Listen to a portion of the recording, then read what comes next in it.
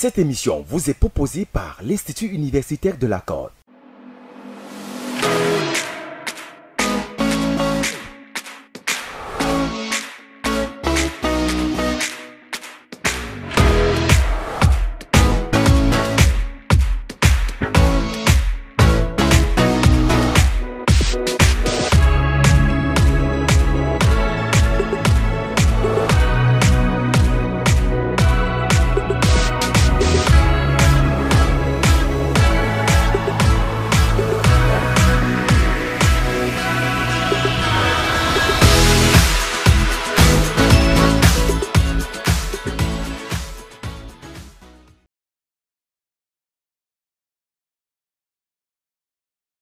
Bien le bonjour, nous nous retrouvons aujourd'hui dans cette salle pour notre deuxième leçon qui s'inscrit dans le cadre de l'étude de l'œuvre du professeur Ebenezer Njomwele intitulée « De la médiocrité à l'excellence ».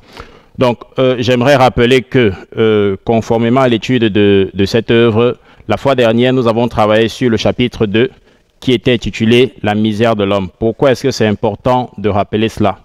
Eh bien parce que l'ensemble des concepts que notre auteur analyse se présentent comme étant des concepts qui doivent être compris de conséquence en conséquence. C'est-à-dire que les éléments qui étaient présents dans le cadre du chapitre 2 sont des éléments avec lesquels il faut avancer comme acquis pour la compréhension des chapitres qui suivent. Eh bien, conformément à cela, nous avons dit dans le chapitre 2 que Njomwele remettait en question la manière avec laquelle l'opinion commune conçoit la misère de l'Africain des pays sous-développés. Parce que pour ce dernier, sa misère se limite à la famine. Alors ce que nous avons établi du point de vue de notre auteur consistait à établir que la misère ne se réduit pas à la famine parce qu'il y a une autre forme de misère dont souffre l'Africain des pays sous-développés. Cette forme de misère que Njomwele a appelée la misère objective. Une misère qui se caractérise par l'irrationalité dans le comportement et l'absence de liberté. C'est-à-dire qu'il s'agit d'une forme de misère qui attaque la dimension morale de l'homme, qui attaque la mentalité de l'homme et qui se traduit par le fait qu'il possède, ou alors qu'il est victime plutôt de problèmes moraux tels que le dogmatisme, l'analphabétisme, l'aliénation, etc.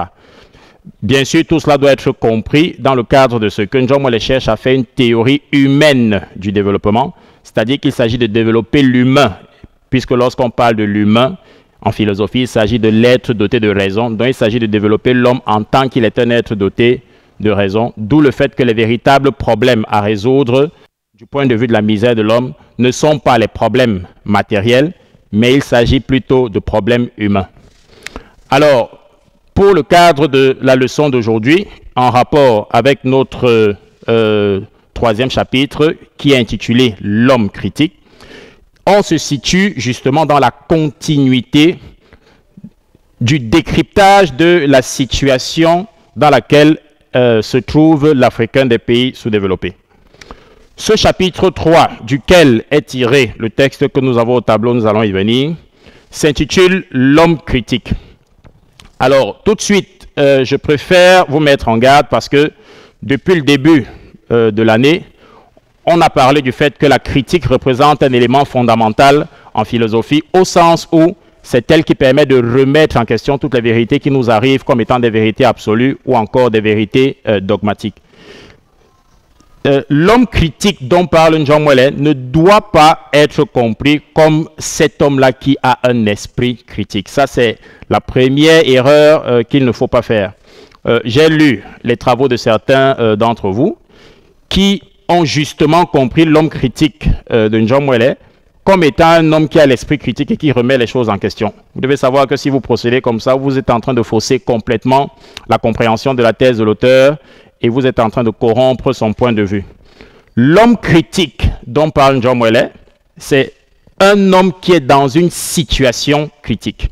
Alors, si vous repartez au début de ce troisième chapitre, Njomwele nous fait lecture justement d'une situation. Il fait une analogie avec un homme qui est égaré en pleine forêt et qui traduit justement la situation de crise ou encore la situation critique dans laquelle se trouve l'Africain des pays sous-développés. Donc, je vous fais lecture de ce petit extrait pour que vous puissiez bien comprendre. Ça va nous permettre de savoir exactement comment est-ce que nous devons aborder le texte que nous avons au tableau. Alors, John Moelle écrit au début de ce chapitre, l'homme critique, « Celui qui, égaré en pleine forêt, au lieu de marquer un temps d'arrêt pour essayer de se réorienter, se met à courir à gauche, à droite, devant, derrière, compromet ses chances de retrouver le chemin. Non seulement il peut être définitivement perdu, mais son comportement désordonné aura d'abord fait de lui un homme malade. L'homme de l'Afrique sous-développée est aujourd'hui un homme malade, le citadin bien plus atteint que le paysan, l'alphabétisé plus que l'analphabète. Et nous ne parlons pas de maladie physique. Nous voulons plutôt évoquer cette désorientation culturelle et mentale qui entraîne ce qu'il est convenu d'appeler dépersonnalisation. Je m'arrête là pour faire commentaire de ce petit extrait qui va nous permettre de cerner la quintessence de ce dont il est question dans ce chapitre 3 intitulé « L'homme critique ». Alors, l'analogie avec l'homme de la forêt qui est égaré traduit fidèlement la situation de crise dans laquelle se trouve l'homme critique. Effectivement, lorsque vous vous retrouvez dans une forêt et que vous êtes égaré, l'attitude rationnelle à adopter serait de marquer un temps d'arrêt et de réfléchir, de vous servir de votre raison, de réfléchir pour essayer de vous réorienter, plutôt que de courir à gauche, à droite, parce que vous espérez retrouver votre chemin. On voit bien tout de suite que celui qui se comporte de la sorte, effectivement, compromet définitivement ses chances de retrouver un jour son chemin. Alors, le fait que cet homme court de gauche à droite traduit chez l'Africain actuel des pays sous-développés le fait que cet Africain est dans ce qu'on appelle une sorte de désorientation culturelle. Et je m'explique. Nous prenons un exemple exemplaire pour bien illustrer cette situation. C'est qu'aujourd'hui, les Africains sont comme ignorants d'eux-mêmes, c'est-à-dire ils sont ignorants de leur passé, ils sont ignorants de leur culture, ils confondent culture et tradition, et par conséquent, ils ne savent pas d'où ils viennent. Et si vous ne savez pas d'où vous venez, eh bien, vous ne pouvez pas savoir où est-ce que vous allez. Donc, si vous êtes ignorant de votre identité, si vous êtes ignorant de vos origines, tout le monde peut venir vous dire, voilà ce que vous êtes, vous allez prendre ces catégories pour dire, effectivement, c'est ce que nous sommes. Eh bien, on voit bien qu'il s'agit là d'une situation de désorganisation mentale dans laquelle se trouve l'Africain des pays sous-développés. Il s'agit donc, pour John Moelle, de faire comprendre aux Africains qu'ils doivent se ressaisir, ils doivent marquer un temps d'arrêt, ils doivent réfléchir sur eux-mêmes, ils doivent se réorganiser justement pour ne pas sombrer dans cette aliénation mentale qui les maintient justement dans la situation de crise, c'est-à-dire dans la situation critique dans laquelle ils se trouvent, d'où ce fameux chapitre qui est intitulé « L'homme critique ». Donc, voilà ce qu'il faut connaître en arrière-plan si vous voulez bien aborder cet extrait de l'œuvre de John Moelle qui touche, selon moi, à la quintessence même de ce dont il est question dans son chapitre. Et je rappelle à ce titre que lorsque notre auteur se propose d'examiner un concept, il commence d'abord par montrer comment est-ce que cela se traduit en Afrique sous-développée, ou alors il commence d'abord par exposer la conception commune du concept dont il est question. Pour ce qui concerne donc l'homme critique, vous devez savoir qu'en arrière-plan, il ne s'agit pas de l'homme qui a un esprit critique, mais plutôt d'un homme qui est dans une situation critique, c'est-à-dire un homme qui est dans une situation de crise. Ce qui vous fait comprendre que c'est donc une situation de laquelle, ou alors une situation qu'il faut quitter parce que ce n'est pas une situation qui pourrait favoriser son développement. Ceci étant dit, nous pouvons aborder ce sujet qui peut nous permettre de comprendre de quoi parle John Moelle lorsqu'il parle de l'homme critique. Alors le sujet, la consigne, nous dit dégager l'intérêt philosophique du texte suivant à partir de son étude ordonnée. Le texte débute par le dédoublement. Voilà le mot par lequel jusqu'à de la consistance à de l'inconsistance. Le texte se trouve aux pages 46.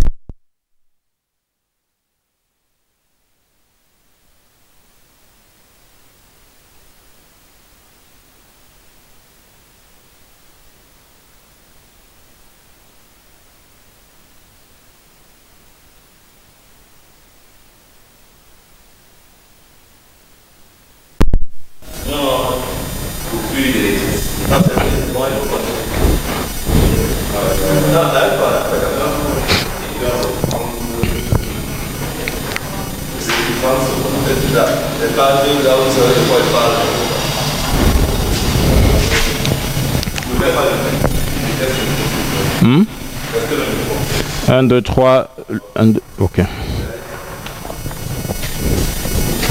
Ça se pouvait quand il parlait de pages. À ce niveau-là.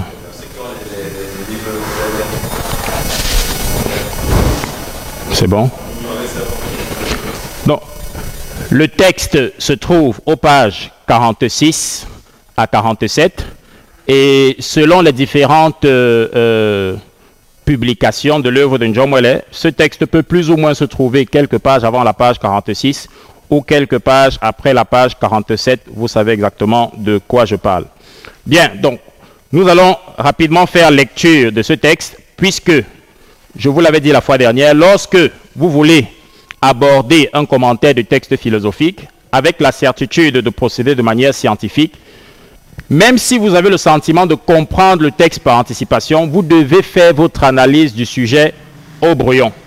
Vous devez procéder de manière méthodique et la première étape de cette analyse consiste à faire une lecture détaillée du texte de manière à ressortir non seulement le contenu explicite, mais également et surtout le contenu implicite. Pourquoi c'est important? Eh bien parce que dans la majeure partie des cas, la profondeur d'un texte réside toujours dans ce que l'auteur laisse entendre, c'est-à-dire dans ce qui est sous-entendu, dans ce qui n'est pas dit de manière explicite. Alors nous faisons lecture du texte pour l'explication détaillée. L'auteur commence. Le dédoublement. Voilà le mot par lequel nous pourrions résumer l'état de crise de l'homme critique. Alors cette première phrase nous dit de manière très explicite que l'homme critique est dans un état de crise. Et conformément à ce que nous avons dit tout à l'heure, pour ce qui concerne ce qu'il faut avoir en arrière-plan pour aborder ce texte, on comprend que cet état de crise est une situation fâcheuse. C'est une situation problématique de laquelle doit sortir l'Africain des pays sous-développés s'il veut favoriser son propre développement. Eh bien, cette situation de crise, nous dit Njomwele, se traduit par ce qu'il appelle le dédoublement. Si ça se traduit par ce qu'il appelle le dédoublement, ça veut dire que l'Africain des pays sous-développés est un homme dédoublé. Et qui dit dédoublé, dit double personnalité. Double personnalité. Le dédoublement dont parle Njomwele se traduit par deux éléments principaux, donc deux caractéristiques, la fausseté et l'inauthenticité. Cela nous fait donc comprendre que l'homme critique de l'Afrique sous-développée est un homme faux, c'est un homme inauthentique. Quelqu'un qui est faux par opposition à ce qui est faux, c'est quelqu'un qui n'est pas vrai. Donc quelqu'un qui se présente avec un visage qui n'est pas le sien. Quelqu'un qui est inauthentique n'a rien de particulier, il n'a rien de spécifique, il n'a rien d'original, il n'a pas ou alors ne connaît pas son identité. Donc lorsque l'auteur nous fait comprendre que qui dit dédoublement dit fausseté et inauthenticité, il faut entendre ce que nous avons dit tout à l'heure. Nous poursuivons la lecture du texte. L'Afrique sous-développée est certes pleine d'hommes sous-alimentés et affamés, mais elle est surtout pleine d'hommes masqués. Certains se sachant masqués, d'autres pas. Les premiers se confondent parfois avec les seconds, sans qu'on puisse voir qui enlèvera le masque de l'autre après s'être démasqué lui-même ou après l'avoir été par un autre. Bien. À travers cette phrase, nous voyons que lorsque l'auteur nous fait comprendre que l'Afrique sous-développée est pleine d'hommes masqués, lorsque vous portez un masque, vous présentez un visage qui n'est pas le vôtre. Interprétation faite lorsque cela est appliqué à l'Africain des pays sous-développés, eh bien nous comprenons que selon Njomwele, l'Africain des pays sous-développés se présente au monde avec un visage qui n'est pas le sien. Ce qui nous permet de légitimer cette compréhension de Njomwele, c'est simplement un constat qu'on peut jeter sur l'Afrique actuelle. Les cultures et autres exportées via les réseaux sociaux, via la télévision, via Internet, nous font comprendre que les Africains aujourd'hui vivent avec une manière de faire qui n'est pas la leur, parce que c'est une manière de faire qui ne leur est pas propre, c'est une manière de faire qui ne leur est pas authentique, d'où justement la fausseté et l'inauthenticité qui les caractérisent. Et donc cela est de nature à nous faire comprendre que conformément à ce que nous avons dit au départ, en rapport avec la situation de crise dans laquelle se trouve l'homme critique, eh bien l'Africain des pays sous-développés est comme au carrefour des valeurs. Parce qu'il a par exemple d'un côté la culture occidentale qui est en train de l'assiéger, la culture asiatique, etc. Mais lui-même ne sait pas d'où il vient. Donc ce qui fait qu'il reçoit toutes ces influences qu'il adopte sans savoir qui il est, d'où la fausseté qui le caractérise et d'où le fait qu'il se présente au monde avec un visage qui n'est pas le sien. C'est pour ça que le qualificatif d'homme masqué lui est attribué. L'auteur conclut: le problème du développement n'est donc pas de donner à manger à cet homme-là. Alors, je disais tout à l'heure, lorsque nous avons commencé par rappeler ce dont il était question dans le chapitre de la misère, nous disions que l'Africain des pays sous-développés estime que sa véritable misère se limite à la famine. Puisque Njomwale montre que la situation de crise dans laquelle se trouve l'Africain des pays sous-développés est d'abord une situation de crise culturelle, mentale, eh bien le problème du développement doit chercher à résoudre prioritairement ce problème mental que subit l'Africain des pays sous-développés.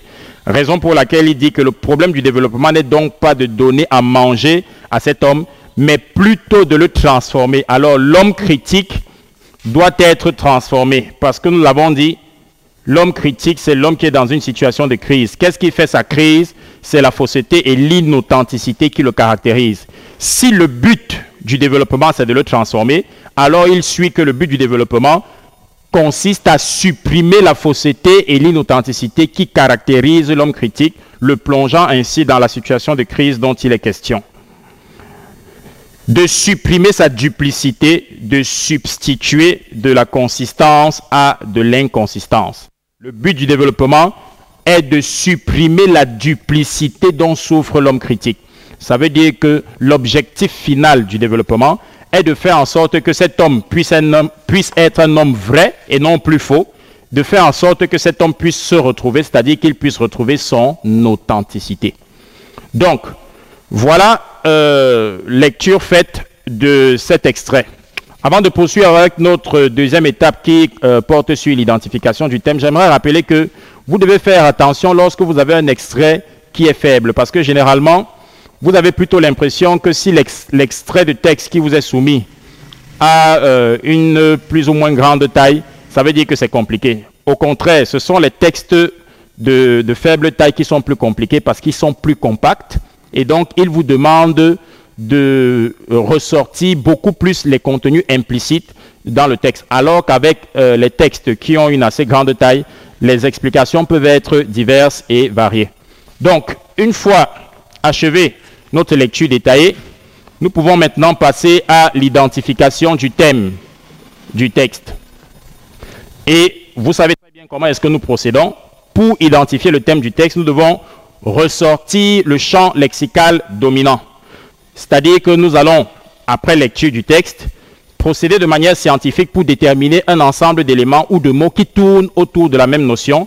Et c'est cette notion-là ou ce concept-là qui représente le champ lexical qui est justement le thème de notre texte. Alors si on se fonde sur l'explication que nous avons donnée tout à l'heure, il n'est pas sorcier de se rendre compte que le texte porte justement sur l'homme critique. Puisque nous disons généralement que le thème c'est ce dont il s'agit, mais c'est une interprétation un peu générale qui ne permet pas souvent aux élèves de savoir exactement de quoi il est question. Donc ce dont il s'agit, ce dont parle le texte, si vous voulez l'identifier, trouvez le champ lexical dominant et vous saurez que dans ce texte, l'auteur parle de l'homme critique. Par exemple, il dit que l'homme critique est dédoublé, il dit que l'homme critique est faux et inauthentique. Les caractéristiques de fausseté et d'inauthenticité sont appliquées à l'homme critique. Il dit qu'il est sous-alimenté, il dit qu'il est inconsistant, etc. Donc, de la même manière que la compréhension d'un texte nécessite que vous ressortiez le contenu implicite, il faut aussi vous appuyer sur un champ lexical implicite si vous voulez déterminer de manière adéquate le thème dont il est question. Alors, après avoir identifié le thème du texte, vous devez formuler de manière adéquate le problème, c'est-à-dire la préoccupation dont il est question dans le texte. De quel problème, ou alors quel est le problème que l'auteur examine? Quelle est la question, voilà, à laquelle l'auteur veut répondre, parce que le problème est une question. Alors, ce problème est lié au thème. Si votre thème, c'est l'homme critique, vous comprenez donc que l'interrogation ne peut être qu'une interrogation sur ce dont il est question. Vous ne pouvez pas trouver un thème qui est l'homme critique et vous nous dites que le problème, c'est de savoir comment les Africains se comportent. Ce n'est pas possible. L'expression homme critique doit apparaître dans le problème que l'auteur se propose de résoudre. Alors, la lecture de notre extrait nous fait comprendre que l'auteur s'interroge sur la question de savoir quelle est la nature de l'homme critique. Ça veut dire, encore en d'autres termes, qu'est-ce qui caractérise? Parce que lorsqu'on dit la nature d'une chose, on dit comment la chose est. Parfois, vous entendez dire « c'est ma nature ». Quand quelqu'un dit « c'est ma nature », il veut dire « c'est comme ça que je suis ». Je suis inauthentique, je suis faux. Alors, ces éléments caractéristiques traduisent la nature d'une chose. Donc, quand on parle de nature, de définition, de signification et même de caractéristiques, tous ces éléments-là ne sont pas des éléments différents. Ce sont des éléments qui renvoient à la même réalité. Si bien que nous pouvons dire qu'ici, l'auteur veut examiner le problème de savoir quelle est la nature de l'homme critique. Donc vous voyez très bien que le concept réapparaît, le thème, pardon, réapparaît dans la formulation du problème. Quelle est la nature de l'homme critique? Notre quatrième étape de l'analyse consiste à formuler la thèse que l'auteur soutient dans ce texte. Si le problème est de savoir quelle est la nature de l'homme critique, eh bien, vous comprenez que la thèse est simplement la réponse à cette question. Et d'après la lecture de notre texte, la thèse est simple. C'est que l'homme critique est un homme qui est dédoublé. C'est que l'homme critique est un homme qui est faux et inauthentique. Alors, on souligne que d'après notre auteur, John Mwele,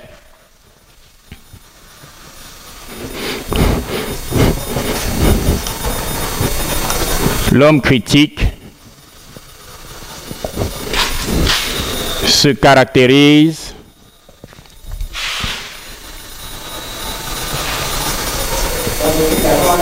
par le dédoublement.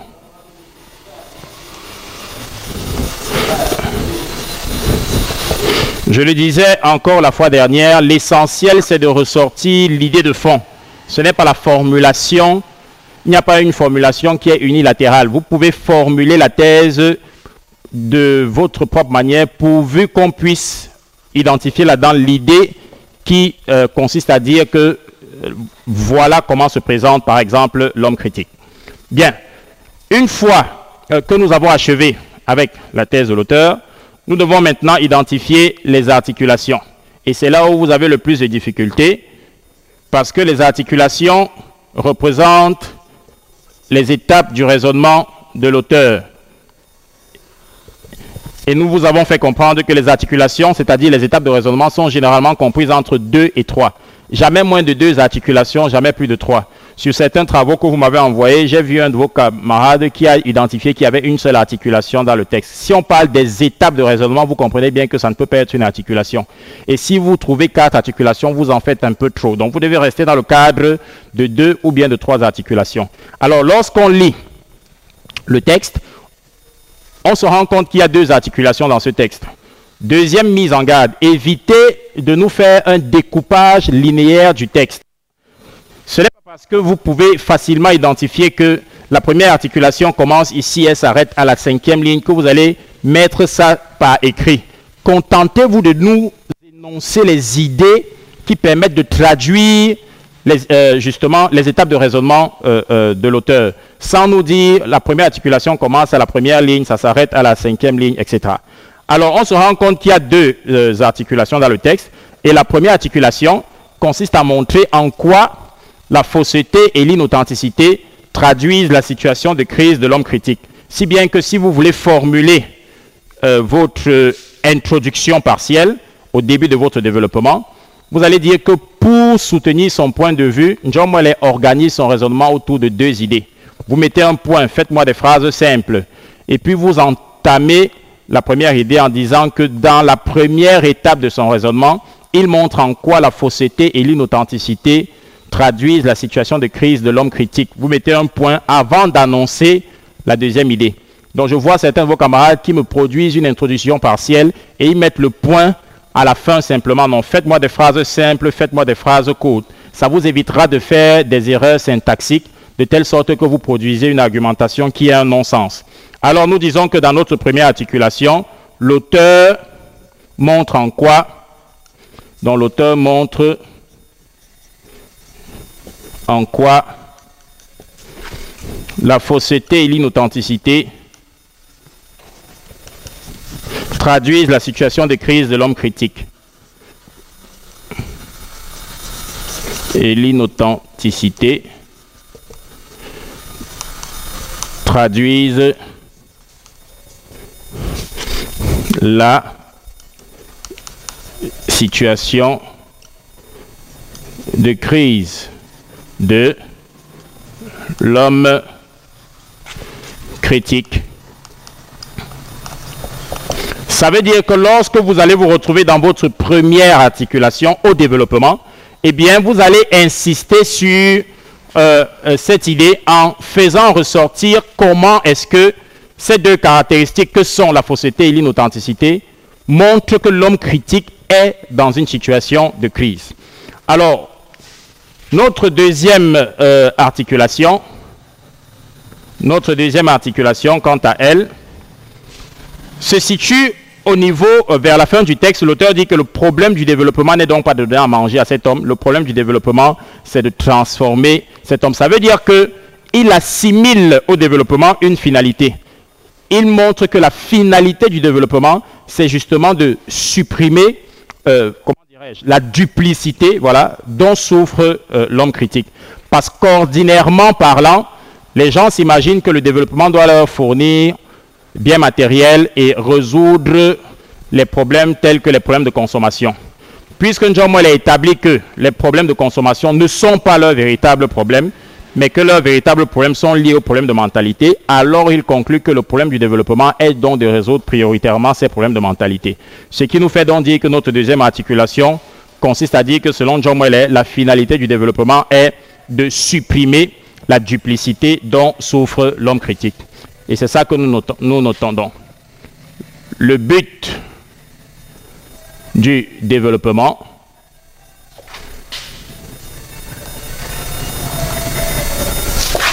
est de supprimer la duplicité dont souffre l'homme critique. Nous avons déjà vu que cette duplicité se traduit par la fausseté et l'inauthenticité. Avant de passer à notre dernière étape, je fais un rappel ici pour ce qui concerne les articulations. Certains d'entre vous vont dans le texte copier des bouts de phrases qu'ils considèrent comme étant les articulations. Ça ne tient pas la route. Les articulations, ce sont des sous-idées qui sont toujours contenues de manière implicite. Je dis bien toujours. Donc, si vous allez copier des phrases en supposant que une phrase concise que vous copiez représente une articulation, je vous garantis tout de suite que vous allez vous tromper. Donc, faites cet effort parce que l'identification des articulations ne se fait pas comme ça du jour au lendemain. C'est en traitant les textes au fur et à mesure que vous allez réussir à travailler votre intuition scientifique de manière à déterminer que lorsque vous êtes dans un texte, eh bien, vous percevez de manière intuitive que l'auteur à tel ou à tel niveau est en train de parler de cela. Mais cette intuition ne vient pas de nulle part. Elle vient de ce que vous êtes capable de faire une bonne analyse de votre texte pour que ça vous mette sur la voie des éléments que vous pouvez déterminer pour ce qui concerne les étapes de son raisonnement. Donc, maintenant, nous achevons avec la problématique qui doit reposer sur les idées que nous pouvons identifier ou alors l'idée que nous pouvons identifier pour critiquer la thèse de l'auteur. Une fois de plus, évitez d'attaquer de front la thèse de l'auteur. L'auteur dit la fausseté et l'inauthenticité, ou alors que l'homme critique est un homme dédoublé. Et vous voulez le critiquer en disant non, ce que Njomwele dit n'est pas juste. On ne critique pas un auteur en niant ce qu'il dit. Critiquer un auteur ou alors remettre en question la pensée d'un auteur, c'est présenter les limites de son point de vue. Ou alors essayer d'élaborer un cadre nouveau dans lequel la pensée de l'auteur ne tient pas. Donc évitez d'attaquer de manière frontale la thèse de l'auteur, parce que les philosophes écrivent, et quand ils écrivent, ce qu'ils posent, c'est généralement très subtil. Donc vous ne pouvez pas dire ce que dit l'auteur n'est pas vrai. L'auteur se trompe totalement. Évitez ce genre de tournure, parce que ça donne l'impression que vous êtes quelqu'un de prétentieux. Critiquez plutôt l'auteur en vous appuyant sur les sous-idées de son texte. Parce que si vous pouvez remettre en question les sous-idées qui constituent le fondement de sa thèse principale, alors ça signifie que vous remettez en question son point de vue général. Comment est-ce que nous pouvons donc critiquer l'auteur ici? Eh bien, lorsqu'on lit le texte, on se rend compte à un moment donné que Njomwele nous fait comprendre que le problème du développement n'est donc pas de donner à manger à cet homme, c'est-à-dire à l'homme des pays sous-développés. Nous sommes en Afrique sous-développée, donc ce que dit Njomwele nous concerne directement. Njomwele a établi que le véritable problème dont souffre l'Africain des pays sous-développés, c'est un problème de duplicité, de dédoublement, qui se traduit par la fausseté et l'inauthenticité. Et c'est en raison de cela qu'il estime que la finalité du développement est prioritairement de résoudre ce problème et non de donner à manger à cet homme. La question que nous pouvons lui poser, c'est si le développement ne doit pas donner à manger à cet homme, qui doit le faire? Puisqu'en Afrique sous-développée, les véritables problèmes premiers auxquels les Africains sont quotidiennement confrontés, c'est justement ces problèmes qui sont liés à la garantie de la survie, c'est-à-dire des problèmes qui sont liés à la jouissance de la sécurité. Lorsque un Africain sort de chez lui le matin, il est d'abord préoccupé par les questions de garantie de la survie. Il doit par exemple s'assurer que sa famille a mangé, il doit payer un loyer, il doit payer des factures. Il s'agit là de problèmes de subsistance. Les questions d'ordre moral ou alors les problèmes qui attaquent la mentalité dans la tête de cet Africain-là sont donc des problèmes qui viennent après. Eh bien, si on prend en considération cet état de choses, il suit logiquement que si l'Africain des pays sous-développés est quotidiennement confronté aux problèmes de subsistance, eh bien, ce sont ces problèmes de subsistance que doit prioritairement résoudre le développement. Vous voyez qu'en procédant de cette manière, on ne dit pas que l'auteur a tort, mais nous attaquons la relation de priorité qu'il établit en disant que la finalité du développement doit prioritairement être de résoudre le problème moral. Vous n'allez pas demander à un Africain de cultiver son esprit critique alors qu'il a faim. Vous n'allez pas demander, par exemple, à un Africain d'aller commencer à réfléchir sur les grandes théories capitalistes, sociologiques et autres alors qu'il n'a pas de quoi manger. Vous savez ce qu'on dit ordinairement, ventre affamé n'a point d'oreille. Alors, si on s'appuie sur ce constat, eh bien, nous déduisons que les problèmes prioritaires que doit résoudre le développement, ce sont d'abord les problèmes d'ordre matériel. Le développement doit commencer, même s'il ne s'arrête pas là, il doit commencer par garantir la sécurité de sa population. Une fois la sécurité de sa population garantie, les questions d'ordre moral viendront après. Donc voilà l'élément sur lequel nous pouvons nous appuyer pour critiquer la thèse de l'auteur. Vous savez comment est-ce que nous procédons. Il vous suffit juste d'exploiter cette idée-là afin de la poser dans une question qui vous permet de remettre en question la thèse de l'auteur. Alors ça peut nous donner quelque chose comme ceci. Alors nous allons dire, mais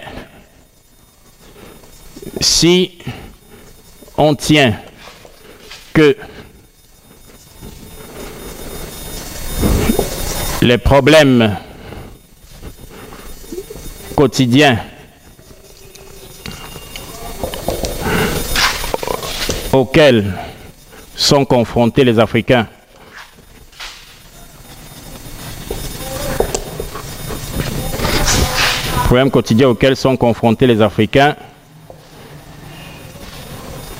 sont liés à leur survie, virgule, alors, donc,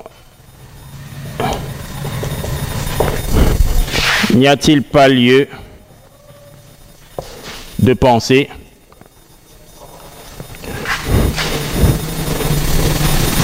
que c'est d'abord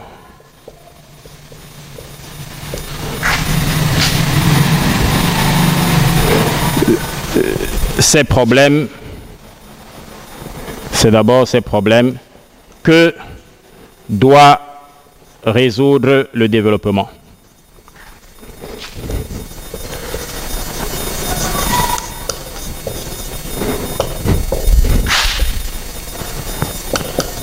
Voilà.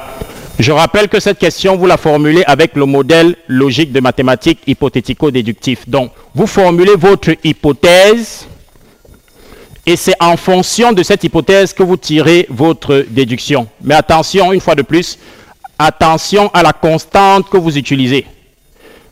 Parce que lorsque vous utilisez la constante, alors comment comprendre que le postulat ne peut pas avoir la même valeur que la thèse? Alors que dans la constante, n'y a-t-il pas lieu de penser que le postulat et la déduction ont une valeur qui est opposée directement à la thèse de l'auteur du sujet? Raison pour laquelle vous pouvez procéder de cette manière et ne pas oublier que la constante que vous utilisez, c'est la constante « n'y a-t-il pas lieu de penser que ». Une fois que vous avez achevé avec cette analyse du sujet au brouillon, vous pouvez donc maintenant démarrer tranquillement la rédaction de votre devoir complet en respectant scrupuleusement la méthodologie qui a été prescrite lorsque nous étions encore en situation de classe. Donc, vous voyez bien que si John Mwele, pour nous résumer, estime que l'Africain des pays sous-développés est dans une situation critique, cette situation critique est une situation moralement désapprouvante. Il s'agit d'une situation de crise. L'homme critique de John Mwele, c'est l'Africain qui aujourd'hui ne sait pas qui il est faux. C'est l'Africain qui aujourd'hui n'a pas de particularité ou de spécificité, il est inauthentique, il est dépersonnalisé et par conséquent, il ne sait pas où il va. Raison pour laquelle, si on veut promouvoir son propre développement, on doit d'abord supprimer la duplicité dont il souffre. J'espère que vous ferez bon usage de ce chapitre, des explications qui ont été données. Et pour toutes les questions ou les remarques que vous pourrez avoir après visionnage de ce cours, vous pouvez directement nous contacter sur l'un des numéros qui s'affiche en bas de votre écran ou bien rendez-vous sur le site internet qui convient. Je vous remercie.